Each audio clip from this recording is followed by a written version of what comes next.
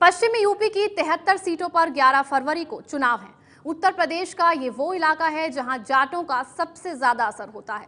2014 के लोकसभा चुनाव में पश्चिमी यूपी के जाटों ने चौधरी अजीत सिंह को छोड़कर बीजेपी का साथ दिया था, जिसका बीजेपी को बड़ा फायदा हुआ था। लेकिन इस बार जाटों का मूड बदला हुआ है, बीजेपी के खिलाफ नाराजगी है। आखिर क्या है इसकी वजह? देखिए जाटों का गढ़ माने जाने वाले बागपत जिले से संवाददाता उमेश कुमावत की ये ग्राउंड रिपोर्ट। No but, सिर्फ जाट।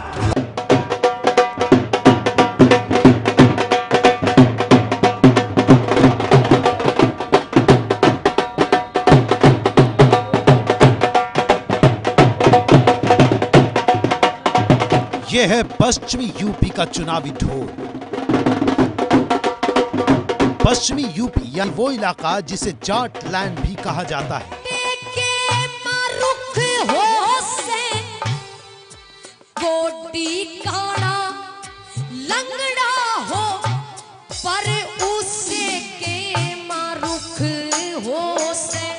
उत्तर प्रदेश के इस इलाके में गन्ने का सबसे ज्यादा उत्पादन होता है। यहाँ की बड़ी आबादी खेती पर निर्भर है।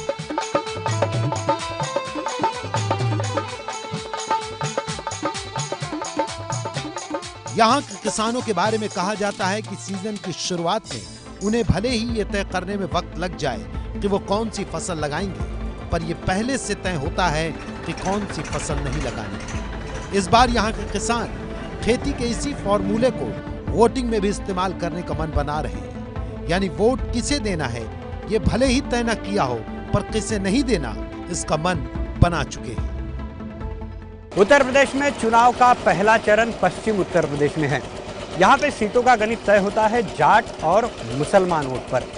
मुसलमान वोट यहाँ पर करीब 26% है और जाट वोट है करीब 17%। हम इस वक्त बागपत जिले में हैं। ये जाट बहुल इलाका है।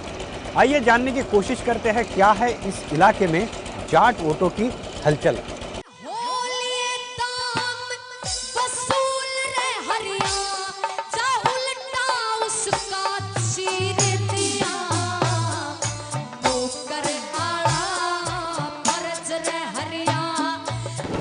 पश्चिमी यूपी में चुनाव प्रचार आखिरी दौर में, वोटिंग में बस कुछ ही दिन बचे हैं। हर पार्टी का उम्मीदवार उम्मीदों के रथ पर सवार जनता के बीच है। लेकिन जनता क्या सोच रही है? पश्चिमी यूपी की जनता के मन की बात दिखाने से पहले आपको बताते हैं यहाँ का चुनावी गणित। पश्चिमी यूपी में कुल 77 विधानसभा सीटें हैं। इनमें से 15 जिलों की 73 सीटों पर 11 फरवरी को वोटिंग है। इन सीटों पर 17% जाट वोट और 33% मुस्लिम है। यानी यहाँ जीत का गणित जाट और मुस्लिम तय करते हैं। इसमें से भी करीब 60 सीटें ऐसी हैं जहां जाटों की आबादी 40% तक है। ऐसे में यहां किसी उम्मीदवार की हार जीत में जाटों की बड़ी भूमिका होती है।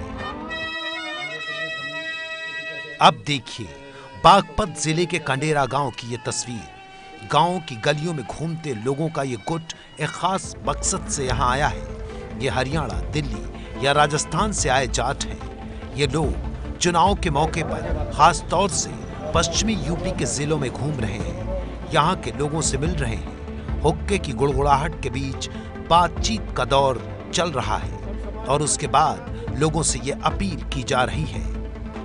हम हरियाणा के किसान जाट यहाँ कर अपील करते हैं कि आप भाई भी उनके जुल्म और अत्याचार को देखते हुए बीजेपी को, इस बहुत जहरीली पार्टी को कोई भी आदमी वोट ना दे। हम और ये अपील करते हैं कि हमारा और आपका सहचार है, भाईचारा है, रोटी बेटी का रिश्ता भी है। और अपील करते हैं कि इस बहुत ही जहरीली पार्टी को मतों के द्वारा, जो बुलेट से काम नहीं हो सकता, बैलेट के जरिए हराने का काम करें और अपने स्वाभिमान की रक्षा करें। बहुत सारी बीजेपी के खिलाफ जाटों का ये गुस्सा हैरानी में डालने वाला है। लेकिन इन्हीं जाटों ने 2014 के चुनाव में बीजेपी को झोली भरकर वोट दिए थे। लेकिन अब इनका कहना है कि उस वक्त गलती हो गई थी। लोग हमारे कुछ जो नौजवान साथी थे बच्चे वे बहकाए में आगे भाजपा भाजपा मोदी मोदी युवा सब देख लिया, बस लोग परेशान हो गए इससे। आगे भी भाजपा को वोट नहीं। आखिर 3 सालों में ऐसा क्या हुआ कि बीजेपी के पक्ष में खड़े होने वाले जाट आज बीजेपी के खिलाफ हो गए हैं। इन दिनों पश्चिमी यूपी में डेरा डाले बैठे जाट आरक्षण संघर्ष समिति के अध्यक्ष यशपाल मलिक का ये बयान सुनिए।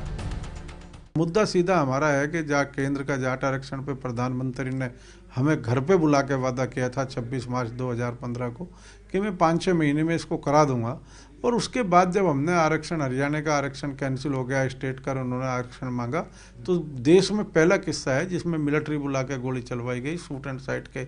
ना कहीं पैलेट गन का इस्तेमाल हुआ, ना रबर की गोलियां हुई, ना वाटर कैनन हुआ, कुछ नहीं, सीधे गोली मारा गया सड़क पर बैठे हुए लोगों को। नौकरी और शिक्षा संस्थानों में आरक्षण की मांग को लेकर जाटों ने पिछले साल हरियाणा में आंदोलन किया। जाटों की मांग है कि उन्हें पिछड़ा वर्ग में शामिल किया जाए। वो आंदोलन इतना हिंसक हो गया था कि उसमें करीब 30 लोगों की मौत हो गई। इनमें से 18 जाट थे। इससे जाटों का गुस्सा और भड़क गया और उसी का नतीजा है कि हरियाणा और दिल्ली के जाट अब यूपी के जाटों को एकजुट करने में लगे हैं। हम तो जाट से ये अपील कर रहे हैं कि जो बीजेपी को हराए उसको वोट करे, चाहे वो किसी भी दल का हो, चाहे वो किसी भी पार्टी का हो। पहले बीजेपी को निपटाओ, फिर दूसरे से देखें। बीजेपी को भी जाटों के इस गुस्से का अंदाजा है। यही वजह है कि बीजेपी ने इस बार 16 जाट उम्मीदवार उतारे हैं। बड़ौद से बीजेपी के उम्मीदवार केपी मलिक जोर शोर से चुनाव प्रचार में लगे हैं। हर उम्मीदवार की तरह उन्हें भी जीत की उम्मीद है। हमने जब उनसे बीजेपी के खिलाफ जाटों की अपील के बारे में सवाल किया तो उन्होंने इसे सिरे से खारिज कर दिया। बिल्कुल इसलिए असर नहीं देखता कि ये तो जग जाहिर है, जब आरक्षण दिया था तो बीजेपी पार्टी ने यहाँ पे आरक्षण दिया था, तो ये तो उनकी अपना नेतागिरी करने का उनका अपना तरीका और ढंग है। और यहाँ पे मैं लोगों के पास, मतदाताओं के पास जा रहा हूँ, ऐसा कुछ भी माहौल नहीं है। दूसरे दलों की बात की जाए तो समाजवादी पार्टी से भी यहाँ का जाट समुदाय ज्यादा खुश नजर नहीं आ रहा। ऐसे में माना जा रहा है कि चौधरी अजीत सिंह के राष्ट्रीय लोकदल के लिए इस बार अच्छा मौका है। राष्ट्रीय लोकदल की राजनीति किसानों के इर्द गिर्द घूमती है और जाट वोट राष्ट्रीय लोकदल का परंपरागत वोट रहा है। लेकिन 2014 के चुनाव में ये वोट खिसक गए थे और अजीत सिंह चुनाव हार गए थे। इसकी एक और वजह थी मुजफ्फरनगर में हुए दंगे और उसकी वजह से हुआ पोलराइजेशन। बड़ौद से राष्ट्रीय लोकदल के उम्मीदवार साहिब सिंह कुछ समय पहले तक समाजवादी पार्टी में हुआ करते थे, लेकिन अब चौधरी अजीत सिंह के गुण गा रहे हैं। यही नहीं, वो ये दावा कर रहे हैं कि उनकी तरह जाट वोटर भी अजीत सिंह के साथ आ गया है। जाट आरएलडी के साथ नहीं थे, चले गए थे दूर दराज 2014 में, तो क्या वापस आ गए? तो ये देख तो रहे आप, ये क्या है, ये देख तो रहे आप, सब वापसी है पूरा पूरा टोटल 100%। रुक जाओ, 100% वापसी है, 100% जो है आरएलडी के साथ है। दावे तो सब कर रहे हैं, लेकिन जाट किसके साथ खड़े होंगे और किसका खेल बिगाड़ेंगे, ये नतीजों से ही तय होगा। पश्चिमी उत्तर प्रदेश के बागपत से उमेश कुमावत की रिपोर्ट।